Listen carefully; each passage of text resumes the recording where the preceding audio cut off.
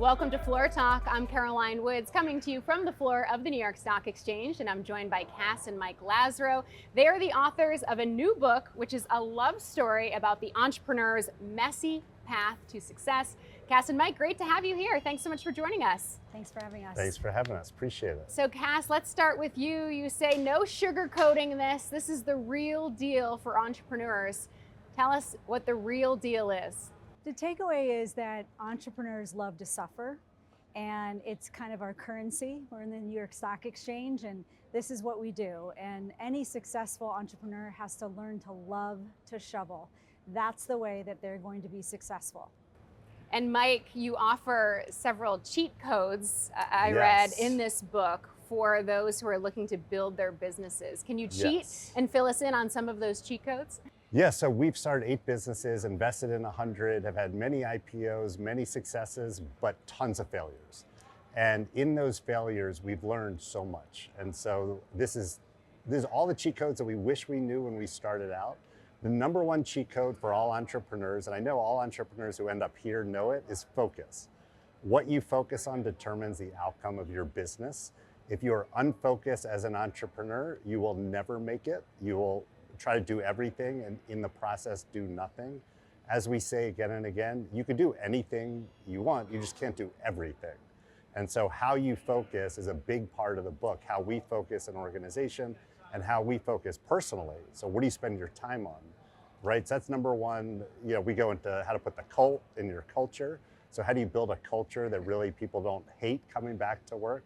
They may not love it, but they don't hate it. They have friends, they feel like they're doing the work that they're meant to do. We go into how to raise money, not just venture capitalists, but how to use customers and small business loans.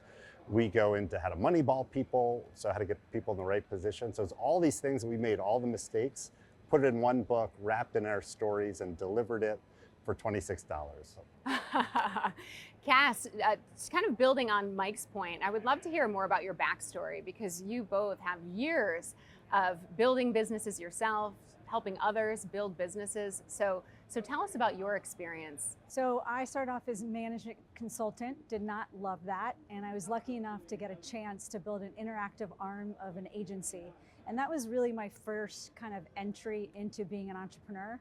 And then I came up with the idea for golf.com, and we were dating, and I recruited him, had a little bit of a competitive advantage because we were living together. And I've never looked back. I love building teams, I love building culture, and the truth is I do love shoveling all day. Mike, I think oftentimes entrepreneur stories are a bit glorified, though. We hear a lot about the self-made billionaires. Yeah. But you're talking about the messy path here. So I want to hear about your messy path, some of the messiness that has happened to you that has helped inform you now. So every business, including all of our businesses, it's not up and to the right. So you may end up at the New York Stock Exchange one day, but the path to get there, I guarantee, was messy and full of you know what. So for us, our very first company together, golf.com, we bought, we built it, we sold it a year and a half after we started in 1999. The company that bought it was backed by Sequoia, going public in March of 2000. What happens? .com crash. They go into bankruptcy. We are faced with no bank account, can't pay our employees. We have to then go raise money.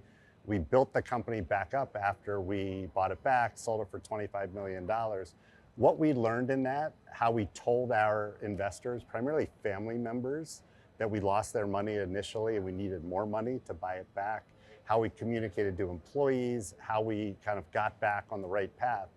We take those stories with us and those lessons, and that's what's in the book. It's really more of our failures, hoping that you as an entrepreneur do not make all the mistakes that we made over 30 years. Yeah, because you have some pretty impressive highlights as well. So it's always good to hear the failures too, because it's clearly not all easy. So Kass, what would you say the mindset that investors or entrepreneurs really need to have? Entrepreneurs need to have this mindset that like you're gonna get punched in the face probably like 20 to 30 times a day.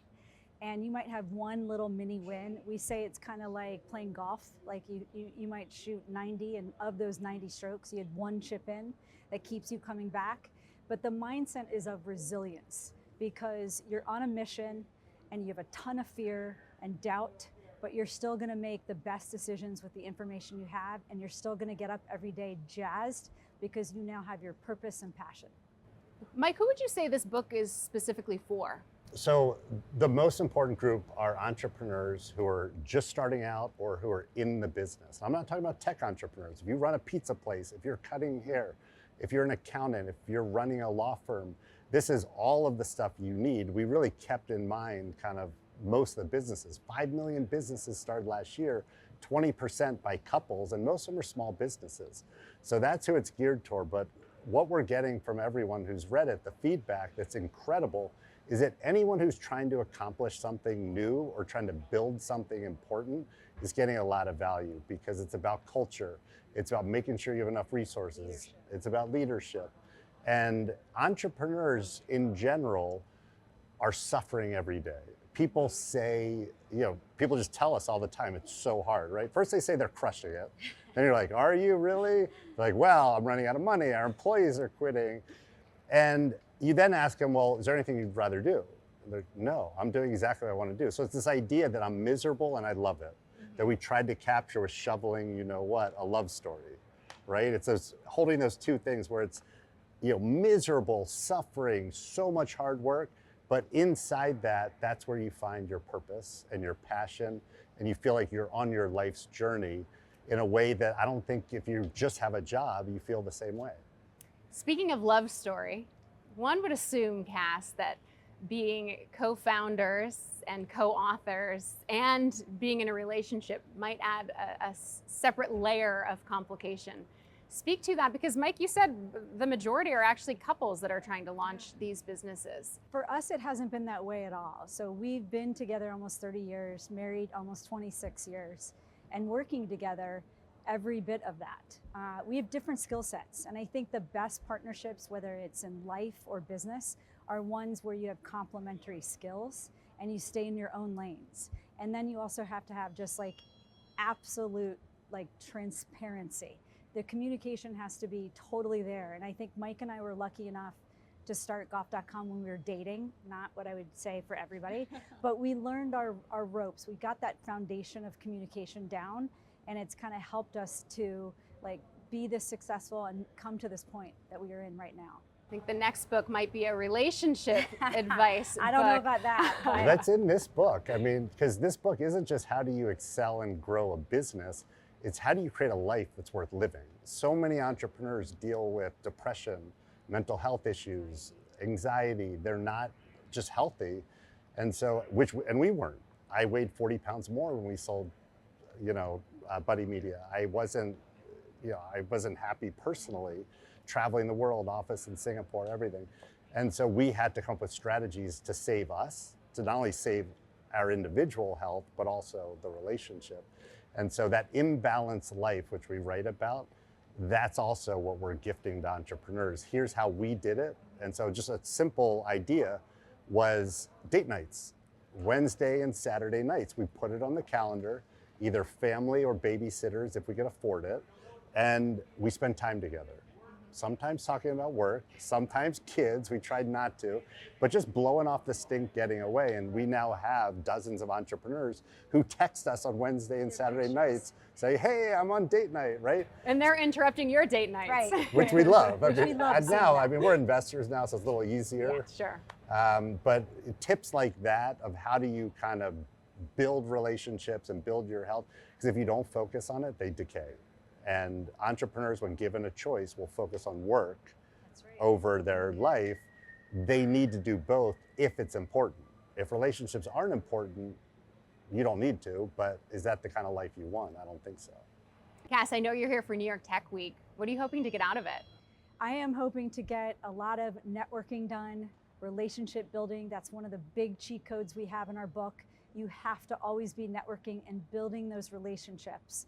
And that's something that we hang our hat up on. And so we always love a good New York Tech Week. And Mike, finally, just want to ask you, you mentioned a lot of the pitfalls and mistakes that entrepreneurs might be able to find themselves in. What is the biggest mistake an entrepreneur can make? Well, the biggest mistake is not focusing and letting fear get in the way. And if you could build your confidence and be able to make decisions within the hurricane of fear, you'll be able to do what we did, which is make better decisions during the pressure, hire better, build cultures that stick, and really build a life that not only transcends your business, but transcends any dreams that you had as a kid. So the business part is incredible. And we wish every entrepreneur has a business that far outlasts them. But we also hope that their life is one when they look back, they said, that was worth it. Like, not only did I do the business, I have relationships that matter, both with spouse, kids, whoever else is in my life. I have my health, and it was a life that I'm proud of. And that's really what we're trying to do, is how do you not lose your soul while you shovel shit every day and learn to love it? The ultimate goal. Mike, Kass, thank you both so much. Really appreciate it. Thank you. Thanks for Appreciate having it. us.